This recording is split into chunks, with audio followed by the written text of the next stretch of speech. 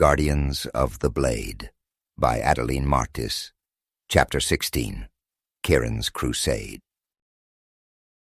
Something had changed in Nyra since her last heat before the cubs.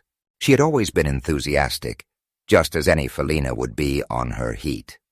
However, in the days after she confessed her love for Therak, she became much more affectionate. During her shortened heat, she wanted to do it around 20 times per day, though the fear of another pregnancy held them back. They tried to make it to the shower whenever the urge struck, but the practical limitations of their restraint meant there wasn't a spot in the facility they didn't pause to anoint with their blooming affection. Their pride of cubs was a challenge to their libidos. Having such an active lifestyle around so many curious babies was a challenge. To make matters worse, Nyra developed a fetish where she wanted to be nursed while Therak entertained her. However, that abruptly ended when baby Kiran decided to defend his mother from a papa who was making her scream by attacking Therak mid-thrust. Kiran's crusade ended Therak's full participation in Nyra's heat, as cub teeth and claws are quite sharp, and baby Kiran had inherited his mother's cleverness for attacking weak points. Kiran's assault on Therak's manhood probably saved him from gaining more brothers and sisters. The downside was that Therak was in pain, and his firstborn son had decided he was a villain. However, Therak wasn't upset. He took Kiran's behavior as a good sign that his son had a strong sense of justice and was proud of him for defending his mother, even if his efforts were misplaced. Days later, Nyra's heat was coming to an end. Therak awoke to the soft sounds of his sleeping family. The 5 cubs were nestled close, their tiny chests rising and falling with each peaceful breath. Nyra lay beside him on the floor pallet, her fur warm against his side. As he shifted to sit up, a sharp pain flared between his legs, and a wave of heat coursed through his body. When he stood to his full height, the room spun slightly, forcing him to steady himself against the wall. An ache throbbed persistently between his legs, and he felt uncomfortably hot. Deciding he needed to clean his wounds as he had done for the past few days, Therak made his way down the dimly lit hallway toward the showers. Each step was accompanied by a chill chasing over his body. His breath came in shallow pants as he waddled painfully down the hall. Entering the shower room, he turned on the hot water. The pipes groaned softly before releasing a steady stream, the sound of cascading water echoing gently off the tiled walls. Steam began to fill the space, wrapping around him like a warm, damp blanket. He stepped under the flow, letting the water wash over his fur and soothe his tense muscles. As he began to clean himself, a foul odor reached his nose, sharp and acrid. Frowning, he inspected his sheath and noticed a thick yellow pus seeping from his wounds. The sight and smell made his stomach churn. "Damn it," he muttered. With growing concern, Therak stumbled back down the corridor. The chill seemed to deepen with his wet fur, and a shiver ran through him. Reaching their quarters, he gently shook Nyra's shoulder to wake her. She stirred, blinking sleepily up at him with a teasing smile. "Couldn't wait until morning?" she whispered seductively. He shook his head, his expression serious. "It's not that," he said hoarsely. "My wounds are infected, and I think I have a fever." Her smile vanished, replaced by immediate concern. Carefully, she extricated herself from the tangle of sleeping cubs, mindful not to disturb them. "Let's get you to the medical bay," she said. She supported him as they walked, her arm around his waist. Each step seemed heavier than the last, and the hallway stretched before them like an endless tunnel. The lights overhead cast a pale glow, and the hum of the facility's systems filled the silence between them. He stumbled. "Therak, please don't collapse. I can't carry you if you fall," said Nyra. Therak leaned against the wall to support his weight, willing himself to make the rest of the distance. Upon reaching the medical bay, Therak eased himself onto the examination bed. The cool surface felt stark under the hot pads of his hands, the slight give of the cushioning offering minimal comfort. Nyra, wearing nothing but her fur, grabbed a datapad and began interfacing with the AI. Her eyes scanned the screen with focused intensity, her features sharp and determined. Despite his discomfort, Therak couldn't help but notice how stunning she looked naked, with her expression of fierce concentration. She retrieved a thermometer and gently placed it under his tongue. "Hold still," she instructed softly. The device let off a shrill alarm as almost instantly, and she pulled it out to read the display. Her eyes widened with alarm. "Therak!" she exclaimed. "You're at 42 degrees. Why didn't you say something sooner?" He hesitated. "I told you I hurt. But you were on your heat. You were distracted, and I didn't feel like making a big deal of things," he admitted. 42 is a big deal, Therak," she exploded, though her tone was more panic than anger. "Don't shout at me. Now isn't the time to argue." She began to pace, her breaths coming quicker. "What do I do? What do I do?" She ran a hand through her fur, trying to steady herself. "Water. We need to get your fever down." Nyra dashed out of the room, her footsteps echoing down the corridor. Moments later, she returned carrying a canteen and slabs of frozen meat wrapped in cloth. Despite his high temperature, Therak was shivering, his body racked with chills. "Drink," she said firmly, handing him the chilled canteen. Ice rattled softly inside as he lifted it to his lips. As he drank, he could feel it cool him from the inside out. She arranged the wrapped frozen meat around him on his forehead, under his arms, along his sides, creating a makeshift cooling system. The icy touch against his fur made him shiver harder, but he knew it was necessary. As he sipped the water, Nyra held the datapad up to her mouth.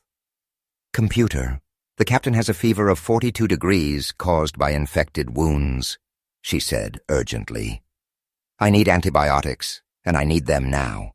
Her eyes flicked back and forth as she read the AI's response. Determination settled on her face.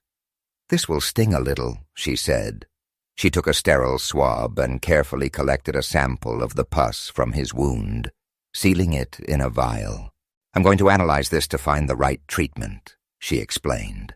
Moving swiftly, she took the sample to a nearby scanner. A soft blue light enveloped the vial as the machine processed the contents. While the machine analyzed the sample, Nyra rolled a vitals monitor over to Therak and hooked him up. Her expression worsened as alarms on the machine started going off. Words scrolled across Nyra's datapad, and she studied them intently. High heart rate, low blood pressure, sepsis, risk of kidney failure. Her voice cracked. Nyra steadied herself as she read the AI's instructions and then went into motion. In a flurry, she moved around the med bay. She fed old medicines into the lab, and it synthesized new ones. A pinch on his arm made him wince as a thick needle was inserted into his vein. She hooked him up to an IV filled with a solution that had been spat out by the lab. "This should get your immune response under control and raise your blood pressure, but—" Her expression tightened as she continued. "Therak, I need to go outside and look for some plants with compounds the lab can use to synthesize antibiotics. I'll be back as soon as I can." "What about the cubs?" Therak asked weakly. She placed a reassuring hand on his shoulder. "Think about yourself for once. They'll be fine for a little while," she assured him. He attempted to sit up, but she gently but firmly pushed him back down. "Therak, if you leave this bed to check on the cubs, I'll kill you before the infection can," she said, her tone stern. "Stay put." "Yes, ma'am," he replied, managing a faint smile as he settled back. Nyra quickly pulled on her pants and secured her belt, the disruptor holstered at her side. She handed him a communicator. "Call me if you need anything," she said. Leaning in, she brushed her cheek against his and gave him a gentle lick. "I love you." "Love you too," he whispered weakly.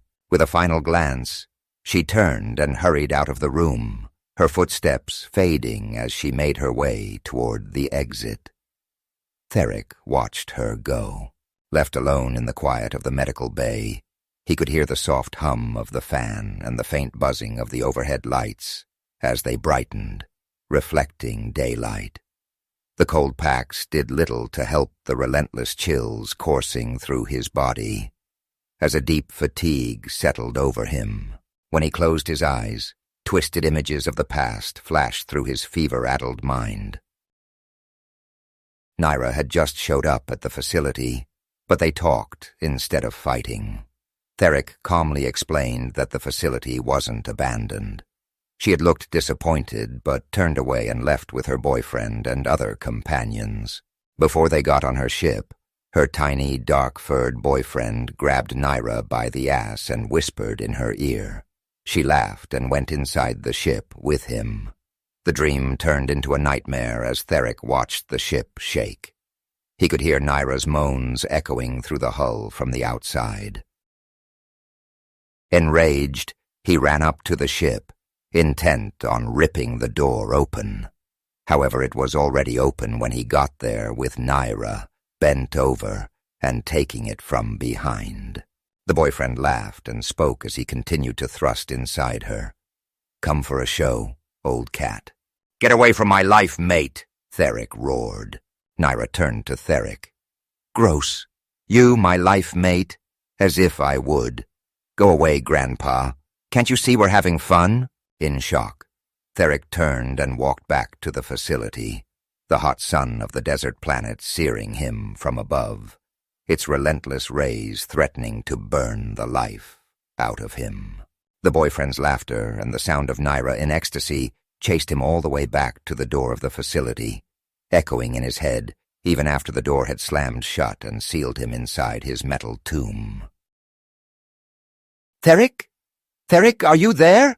said Nyra's voice, panting and out of breath.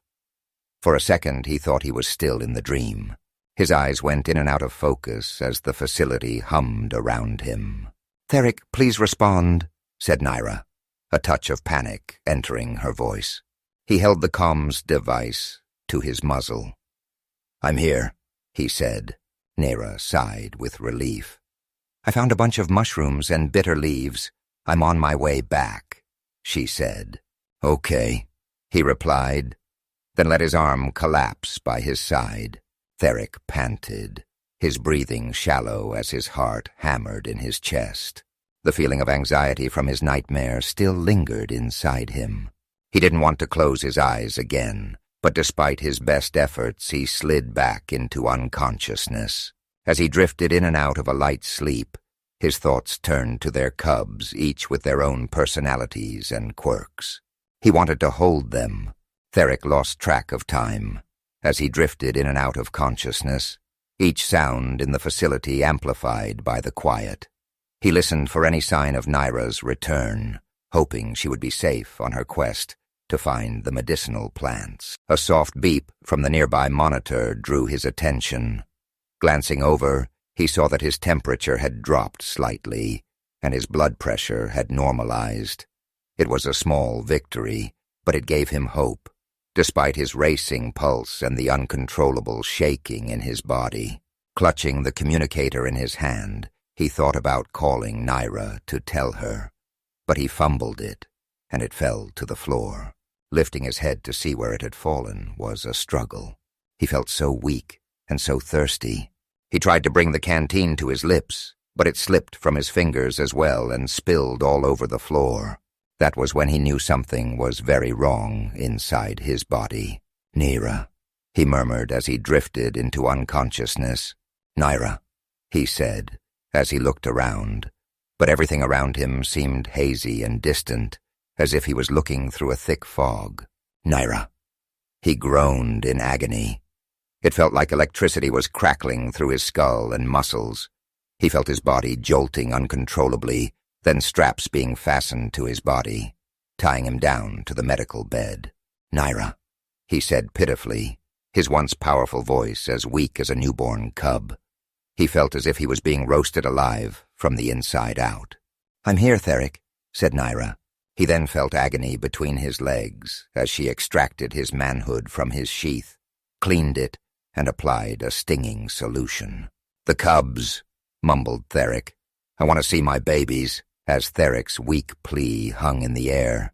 Nyra's eyes widened with alarm. His fur was damp, and his breathing was shallow. She quickly checked the monitors. "Stay with me, Therak," she said firmly, trying to keep her voice steady. Nyra administered the antibiotics she had synthesized by feeding them into the IV. Time passed in a blur for Therak, as if in a dream. The frozen meat packs on his body were periodically replaced, providing brief moments of cool relief. He drifted in and out of consciousness, the boundaries between reality and dreams blurring. The first cub to visit was Nora. Nyra gently placed the tiny cub on Therak's chest. Nora sat there quietly, her wide eyes gazing into her father's face. After a moment, she nuzzled against him before making her way back to Nyra. Next was Urmah, who licked her father's cheek affectionately.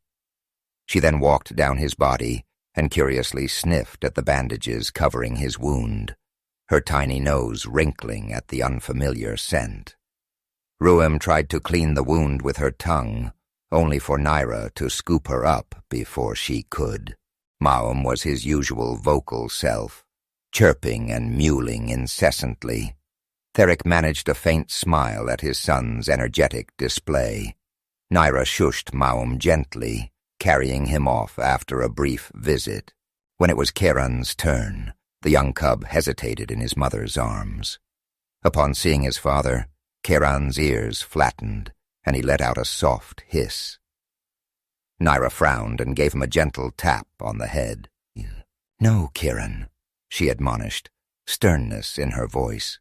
Then she leaned over and rubbed her face affectionately in Therak's mane. Kiran watched, clearly confused. "Love your papa, show him you're sorry," Nyra said firmly. Kiran glanced between his parents, uncertainty in his eyes. His ears were flattened against his head, and he didn't seem to know what to do. Therak reached up weakly and scratched behind his son's neck. "I forgive you," he whispered. The cub's ears slowly lifted, and he leaned closer to sniff his father cautiously. Satisfied, Nyra carried him back, giving Therak a reassuring smile. Finally, Nyra brought in Lyra. The moment she entered the room, Lyra squirmed eagerly in her mother's arms, reaching out toward Therak. As soon as Nyra placed her on his chest, Lyra burrowed into his mane, her tiny tongue licking his fur.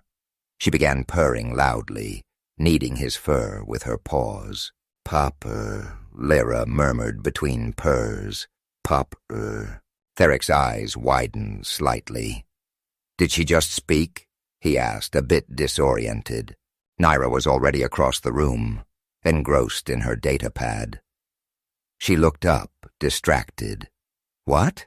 He shook his head gently. "Nothing," he mumbled, too tired to elaborate. With Lyra nestled against him, Therak felt a comforting warmth. Her purring vibrated softly against his chest, lulling him back into a light sleep. Sometime later he awoke to the sensation of an oxygen mask being placed over his muzzle. Nyra was carefully adjusting it, her eyes focused. Once she was done, she attempted to lift Lyra from his chest, but the cub protested vehemently. "Papa!" Lyra cried out, clinging tightly to Therak's fur. Nyra paused, her eyes widening. "Lyra, did you just speak?" she asked, incredulous. "Papa," the cub repeated, her tone insistent. Therak managed a faint smile beneath the mask. "Let her stay," he whispered. Nyra hesitated, then nodded. "All right," she agreed softly. She adjusted the blankets around them, ensuring Therak was comfortable. "How are you feeling?" she asked gently. Like I got run over by a hauler, he replied hoarsely. And I'm thirsty. I'll get you some water, she said. She returned with a cup of ice water, helping him take small sips.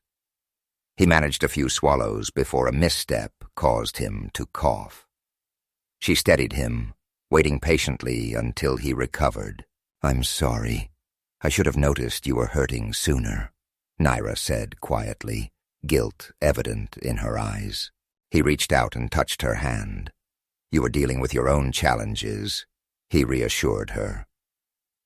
I don't blame you. Therak knew that a felina in heat required companionship, like an addict required drugs. So long as Nyra didn't have her medication, it would be impossible for her to focus on anything while she was in heat. She sighed softly. Still, I should have been more attentive. Therak gazed at her, his eyes filled with understanding.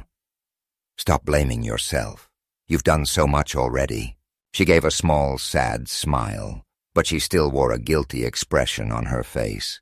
Not having enough energy to reassure her further, Therak settled back, the steady rhythm of Lyra's purring soothing him.